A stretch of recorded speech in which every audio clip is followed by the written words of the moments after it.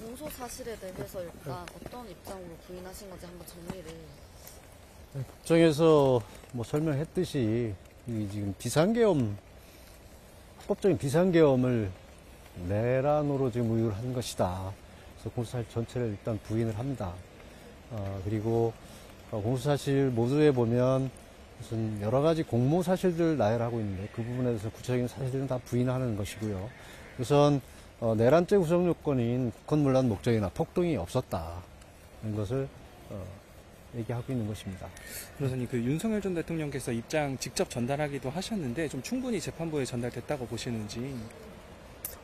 재판 진행이다 보니까 절차에 대해서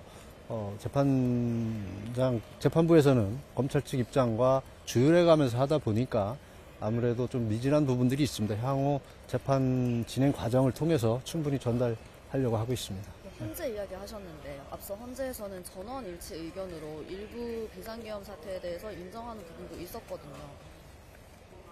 그러니까 비상계엄을 선포한 이후 왜 비상계엄을 선포했는지에 대해서는 충분히 헌재에서 설명을 했었고, 이제 향후 이 재판에서도 이 비상계엄을 할 수밖에 없었던 이유, 대통령이 헌법상의 권한인 비상계엄 선포를 왜 했는지를 충분히 설명을 해서 비상계엄의 합법성이 인정이 된다면 지금 검찰에서는 비상계엄을 곧 내란으로 의유를 하고 있는 것 같은데 범죄 성립 자체가 안 된다는 것이 입증돼 나갈 것이라고 보고 있습니다.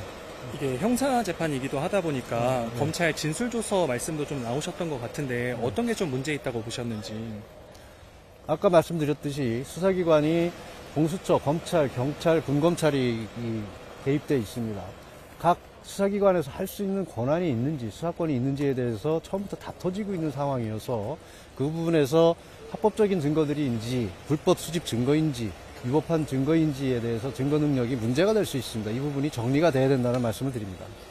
계속 헌재 이야기를 하는 게 헌재에서 앞서 정리된 부분이 위치 파악 시도를 했다던가 국회 공소의 지시가 있었다라는 부분은 헌재가 이미 인정을 해서 전원 일치 의견으로 인용이 된 부분인데 그걸 다시 형사재판에서 그러면 다투겠다는 것도 좀 궁금한데요. 그것은 헌재에서 인정을 잘못한 것이죠. 우선 증거법을 위반했습니다. 형사재판에서는 분명히 증거로 쓸 수 없는 증거들을 써서 헌재에서 인정을 했기 때문에 형사재판에서는 그 부분에 충분히 다퉈서 사실이 아닌 것을 입증해 나가야 된다고 생각하고 그것이 당연히 해야 될 일이라고 생각합니다. 오늘 증인신문 두 분이 이루어졌는데 좀 적절하지 않다는 취지의 말씀도 있었던 것 같아서 그 사유를 좀 설명해 주실 수 있으실까요? 법정에서 설명을 했습니다.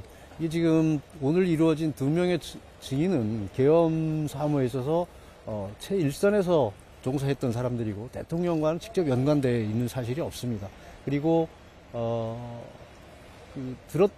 들었다는 내용들이 사령관이나 그 밑에 여단장으로부터 들었다는 것을 법률수당으로 보면 전문 증거나 대전문 증거입니다. 그래서 증거를 사용할 수 없는 부분이고 원진술자가 진술을 확인해주지 않으면 증거 가치가 없습니다.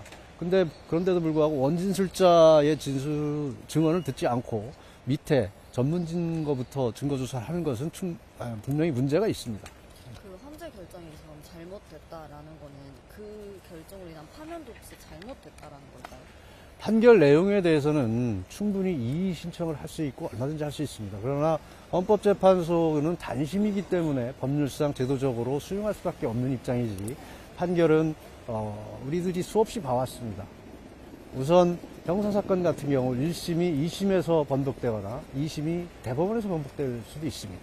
그리고 많은 사건들이 재심을 통해서 또 번복되는 경우도 보았습니다. 그렇다고 해서 그렇기 때문에 헌법재판소의 결정이 반드시 진리이고 사실은 아니라는 겁니다. 결국은 또 다른 재판 과정인 형사재판을 통해서 진실을, 사실을 밝혀나가는 과정이 지금입니다. 검찰은 초반부에 공소사실 요지 설명하면서 국헌문란 목적이랑 폭동 한 번 더 언급했는데 이거에 대해서는 또 어떤 입장이신지도 궁금합니다. 그러니까 국헌문란 목적이라는 것은 국가 기능을 저해하는 것인데 대통령이 지금 그 공소사실 모두 사실에 보면 나라가 걱정스럽다. 미래 세대에게 제대로 된 나라를 물려준다. 이런 것들은 이게 어떻게 해서 내란 목적이 국헌문란 목적이 되는지 이유를 알 수가 없습니다.